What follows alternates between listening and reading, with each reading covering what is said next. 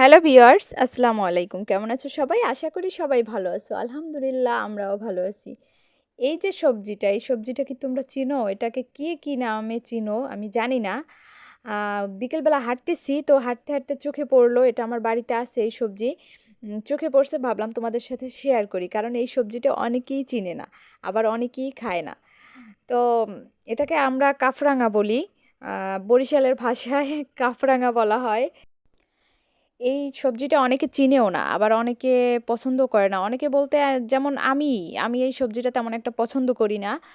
আমার কাছে খেতে ভালো লাগে না সেরকম একটা। আমার বাড়িতে হইছে, প্রচুর ফল হয়, প্রচুর, মানে অনেক অনেক ফল ধরে। তবে আমার ছোট মামা এই সবজিটা এত এত পরিমাণে পছন্দ করে, কি বলবো। গরুর গোশত মনে হয় মানুষ এত মানে পছন্দ করে না, এই সবজিটা সে এত পছন্দ করে। তো ভালো থাকো সবাই, আল্লাহ হাফেজ।